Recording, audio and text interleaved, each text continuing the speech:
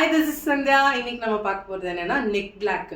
நிறைய பேருக்கு வந்து நெக் பிளாக் இருக்குது நம்ம பார்த்துருப்போம். அது பார்த்தீங்கன்னா கொஞ்ச நாள்லயே வந்திருக்காது. இப்போ 10 டேஸ் 15 டேஸ்ல அப்படி வந்திருக்காது.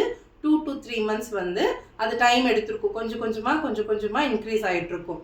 உங்களோட பழைய ஃபோட்டோஸும் இப்போ இருக்கிற ஃபோட்டோஸும் கம்பேர் பண்ணி பார்த்தீங்கன்னா உங்களுக்கு இந்த டிஃப்ரென்ஸ் தெரியும். ஏன் இது வருதுன்னு பார்த்தீங்கன்னா டூ மெனி ரீசன்ஸ்.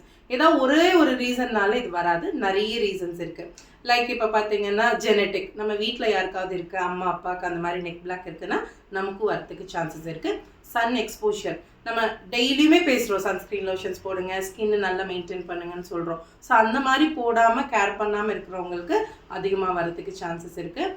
அண்ட் பார்த்தீங்கன்னா பிசிஓடி, பிசிஓஎஸ், கரெக்டான மென்ஸ்ட்ரல் சைக்கிள்ஸ் இல்லாதவங்களுக்கு இந்த மாதிரி வந்துடும்.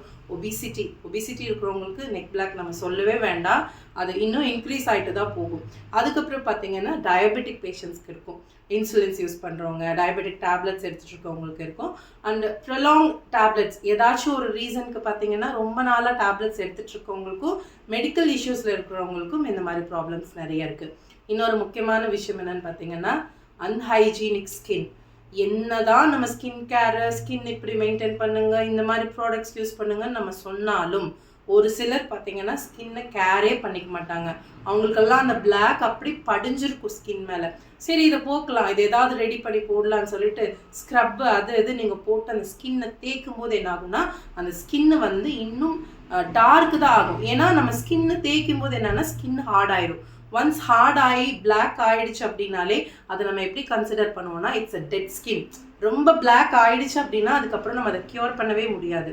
ஸோ இந்த மாதிரி ராங் ப்ராடக்ட்ஸ், ராங் வேல வந்து நீங்கள் இதை போகிறதுக்கு ட்ரை பண்ணிங்கன்னா அது உங்களுக்கு இன்னும் இன்க்ரீஸ் ஆகிறதுக்கு சான்சஸ் கொடுத்துரும்.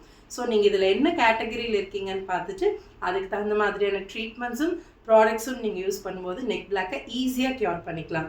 ஸோ இது சம்மந்தமாக உங்களுக்கு ஏதாவது டவுட் இருந்தால் கமெண்ட் பண்ணுங்கள், நான் நெக்ஸ்ட் வீடியோவில் எக்ஸ்பிளைன் பண்ணுறேன். தேங்க்யூ.